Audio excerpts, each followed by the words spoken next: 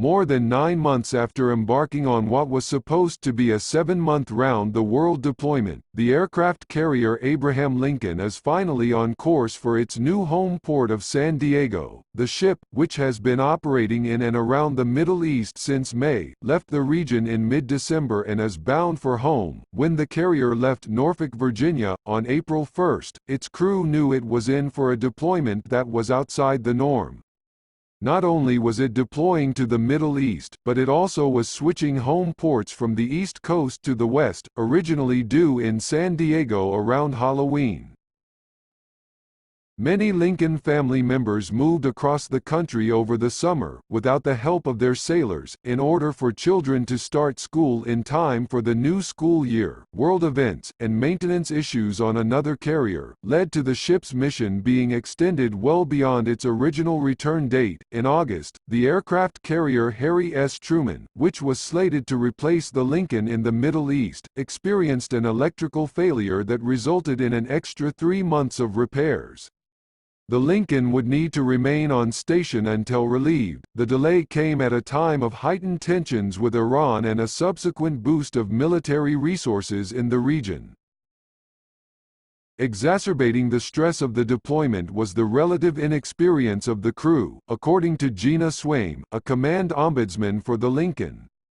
Ombudsmen serve as liaisons between the ship's commanders and family members. Related, USS Abraham Lincoln pulls into Bahrain after months in the Arabian Sea. For many Lincoln families, this deployment is their first. Beginning in 2013, the ship spent 4 years in the Newport News shipyards for midlife reactor refueling and maintenance. Almost 2 years of sea trials and qualifications followed, so by the time it left Virginia in April, many on board had never deployed. "It's a hard lifestyle," Swaim said. "It's not easy having your loved one be gone, and it's not easy going through the extensions." Swaim has plenty of experience. She was in the Navy from 2012 to 17, most of the time assigned to the Lincoln. "It's where she met her husband," she said. "He's currently stationed on the ship as an aviation boatswain's mate." Swaim said she relocated to San Diego in March, but that many families made the move during the summer. "There were a lot of families," she said. "I noticed more coming in August." Command Ombudsman, Swaim said, helped families connect with Navy resources to help them with relocation, including housing and job searches. Jaden Chase married a Lincoln sailor in March, her high school sweetheart, she said, just before the ship left Virginia. She moved to Chula Vista at the end of the summer. "I didn't start the process until August," Chase said. "House searching by myself, it was kind of stressful. You want to make sure you make the right decision." Chase, who found a job locally as a publicist, ended up settling on an apartment in Chula Vista, one her husband hasn't yet seen. "I'm a little nervous for him to come home," she said. "I hope he loves it as much as I do." When the ship was extended in October, people in the community rallied to send care packages to the crew, said Lieutenant CMDR. Jesus Arunga, the public affairs officer on board the Lincoln. "It is always difficult to be away from our loved ones, especially during the holidays," Arunga said.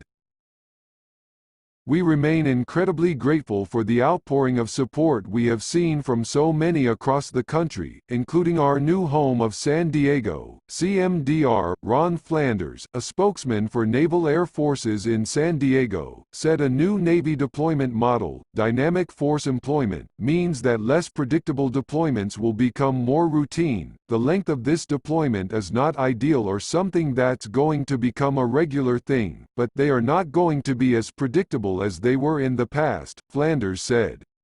In the case of the Abraham Lincoln, it was extended due to circumstances related to maintenance and availability, but as a rule, going forward, "Our crews and their families should, prior to deployment, discuss the possibility of something like this." Arunga said the ship and its ombudsman team do what they can to keep sailors in touch with their families. "We are fortunate that today's technology allows us the ability to communicate with our families and friends more freely," Arunga said. We pass along as much information as we can to our command ombudsman, and thanks to their tireless work, we are able to provide updates and information. One major communication tool for the Lincoln's ombudsman team has been Facebook, Swaim said. There's a private ombudsman group whose members are vetted against a ship roster and only accessible by those approved by a crew member, Swaim said. If information is sensitive, we host meetups. Those meetups are bi-coastal, according to Swaim, because some families chose not to make the move to San Diego.